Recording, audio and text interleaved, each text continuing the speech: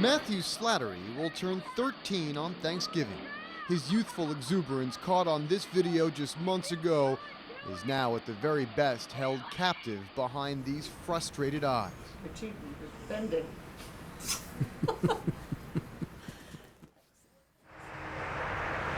It was August 16th.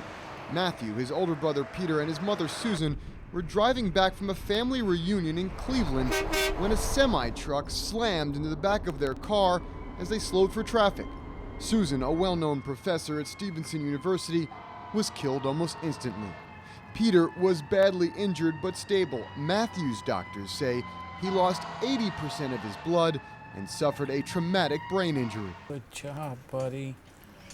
See how long you can hold it. Hold it, hold it. Excellent. Nice. The pain may be just as evident in his father's eyes. Ed Slattery couldn't go on that trip to Ohio, yet his life was transported to a place he will never escape. So you prioritize. You get the best information you can, and you make the decision, and then you live with it. You're doing a lot of living with it. An awful lot of settling for. You settle for. And what I'm settling for stinks. While Ed's older son is walking again and back at school, his wife, his children's mother, is dead. Matthew, a ghost of what a 12-year-old should be. Yes. Okay, hold your head. No, hold it up. Matthew's accomplishments are limited to a slight nod or holding his head up. Hi. An epic battle between mind and body is waging in this child, blissfully unaware of what happened. Yet his father is fighting his own war on reality, grief, and at times desperation. There's no compensation. There's no amount of grace on this planet that can compensate for losing my wife and more importantly, my children losing their mother. So I try to hold on to the graces, I try to recognize the graces, but I also know they're not enough. Because none of it had to happen. The trucker who barreled into the Slattery family admitted to police he fell asleep at the wheel. While final reports are still pending, investigators found the trucker was still within the limits of drive time allowed by federal law. But it is that standard, experts say, kills 12 to 14 people a day. These are rolling time bombs. Every time you see a truck on the highway, you have no idea whether a trucker's been driving for 5 hours or 15 hours. Joan Claybrook is the former head of the National Highway Traffic Safety Administration and a well-known advocate for reducing the hours truckers can drive. Currently, the regulations dictate truckers can drive no longer than 11 hours with 10 hours off. But those regulations can change as early as next year. After several successful lawsuits by safety groups, the federal government is currently looking at how many hours a trucker can drive in any one given shift. That proposal could be made public any day now, and it could be the new standard in the industry no later than next July. According to a study by the National Transportation Safety Board, upwards of 40% of truck fatalities are caused by fatigue. 5,000 Americans die each year. Claybrook's group doesn't blame the drivers themselves, but the pay-by-the-mile structure, she says, encourages going faster and driving longer. These are sweatshops rolling down the highway because the truck drivers don't have the control that they should, they don't get paid what they should, and so they work extra long hours and they exhaust themselves. And we're the people who are the victims. The American Truckers Association disagrees, saying the current driving regulations work for the most part and have resulted in a 20% decrease in fatal truck crashes last year. The group also contends reducing drive time hours will cost Americans more for their goods. Go, go, go, go, go, go, go, go, go. Good job, honey. But the cost to Ed's family is quite literally more than he can bear. Big sigh. Big sigh. Yeah. That's a small price to pay because the price I'm paying, the cost of having cheaper goods, I'm bearing that whole cost. with literally a life and his child's innocence. In Baltimore, Brian Kubler, Come back to Daddy. ABC2 News investigators.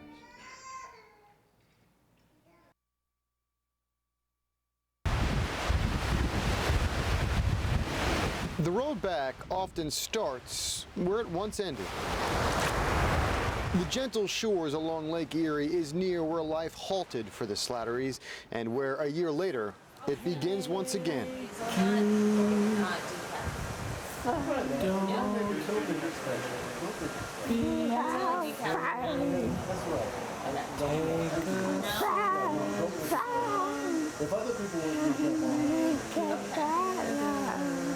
Making it better is exactly what this family is trying to do. Ed Slattery took his boys back to Ohio, back to the family picnic that preceded their hell.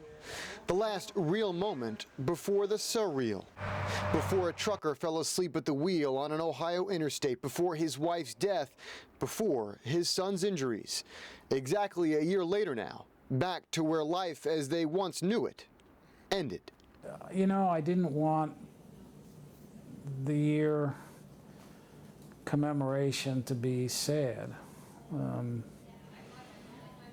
Although there's plenty of that, there's also an awful lot to celebrate. Matthew, for one, is talking again, if not so much with his own words, his eyes now clearly mapping out that buoyant personality. Incredible progress his father wanted desperately for those who saved his life to see. This is Matthew. Hi, Matthew. Do you remember Matthew? These firefighters in Streetsboro, Ohio can hardly forget watching Matthew walk again, almost as unbelievable of a sight. These men were the first responders a year ago, the ones Ed credits for saving his son's lives. And even though he wasn't in that car, perhaps his own as well. Thank you. You're welcome.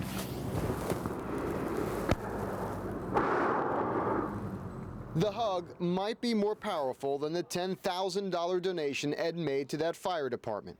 The Slatterys won their settlement against the trucking company. It's enough to care for Matthew for the rest of his life.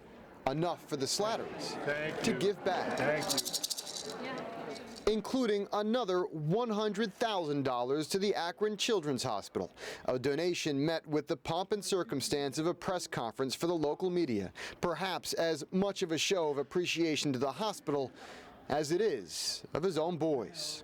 Most importantly, it is a celebration of our boys, Peter and Matthew. Mommy and I love you more than you'll ever know. And any parent knows what that feels like. Your mom shines through you every minute of every day. I see her in your smile. I see you in her determination. Your mother worked harder than anybody I've ever known. And it's in that spirit this fractured family works to heal, without their mother, but through each other. He looks at you. Oh, God. Yeah, I feel this stare an awful lot. And I think we just look in each other's eyes and we just love each other. Is that right? I know. I know you know. As the sun sets on this sad year, it is indeed getting better. In Lorain, Ohio, Brian Kubler, ABC2 News.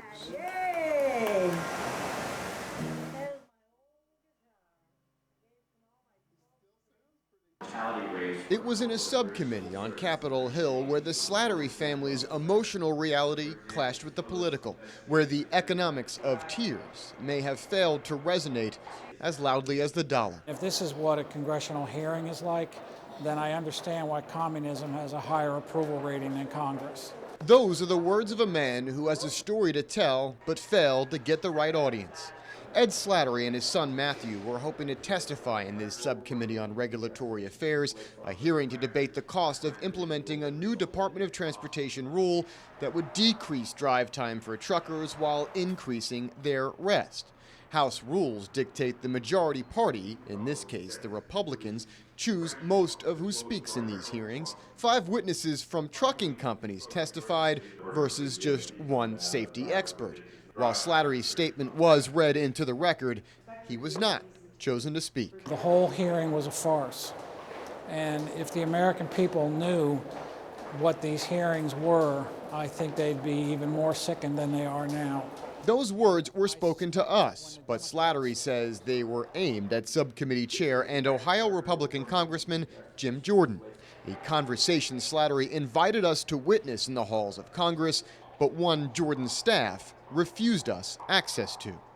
Even without a mic or a seat at the table, Ed would make his point to any lawmaker he saw exiting the hearing. But that's a farce. The rules of the House need to be changed. It's nuts that he would have all those people for the trucking interests lined up and only one safety advocate. Mr. Jordan knew what he believed when he walked in there, and everybody simply parroted what he wanted to hear. Democratic Congressman from Ohio, Dennis Kucinich, heard Slattery loud and clear, and through the lawmaker from his wife's district, found a sympathetic voice. The important thing about Congress to remember is that even if you walk into a situation where the deck is stacked against you, if you can still get your point across, that's huge. Now there is the other side of this story, albeit not nearly as emotional. The trucking industry says these new regulations could cost trucking companies upwards of $2 billion, a cost inevitably they will pass on to you, the consumer. It means greater cost for cereal, greater cost for gasoline at the pump, clothing, anything that you and I buy at the store. David Osheki is with the American Trucking Associations and says the cost of decreasing drive time outweighs the benefit.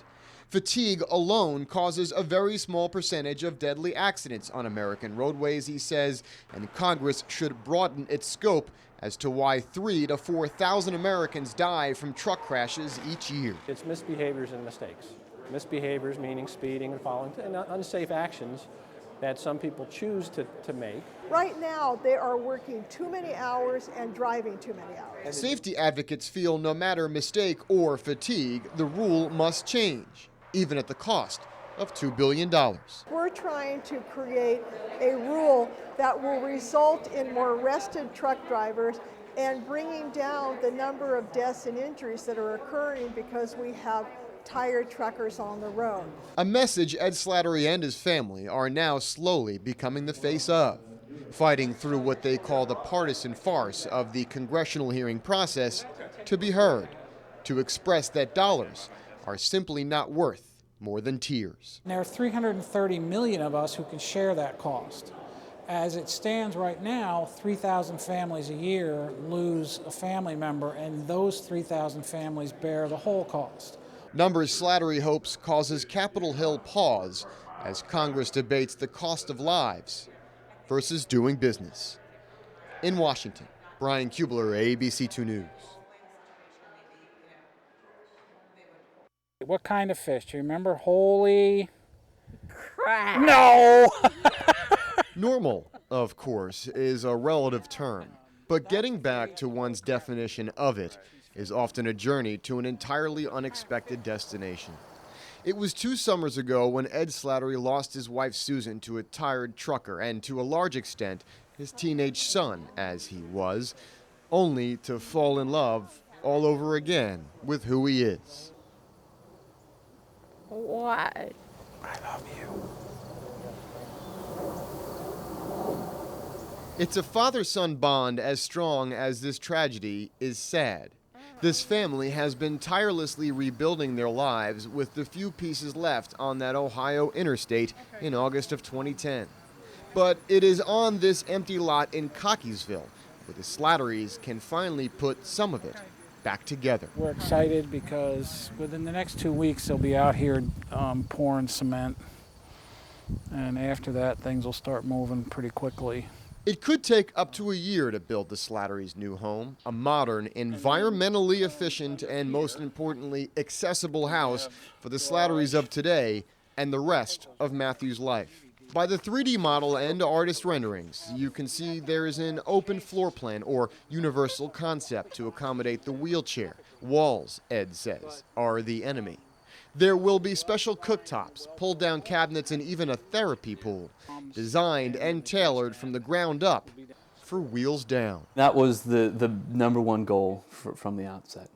And so we embrace that wholeheartedly. Adam Bridge and his partners at Baltimore architecture firm Alter Urban have been designing this home for 9 months. That's that kind of flush transition, so the wheelchair rolls over it. A house to become the Slattery family's new home. And the concept for this house was finding a new normal. And that was both a new normal for Matthew. So how can we create a place that isn't normal for regular residents, but will be normal, and so it allows Matthew and Ed and Peter and the family to kind of resume a life of normality. And their new version of it. But this house is not without a nod to the past. The cement wall along the backside of the house will be a memorial to Susan Slattery. The structure designed as a tasteful tribute to life as it was, is, and will be. We just take this really seriously because we want it to be right. We want them to move in and it to work functionally, but to feel right, and to give them a new home so that they can launch in the new life. You're a good guy, buddy. A new life caused by the truck that hit the family's car and made possible by the settlement with that company. The same money the Slatterys continue to give away.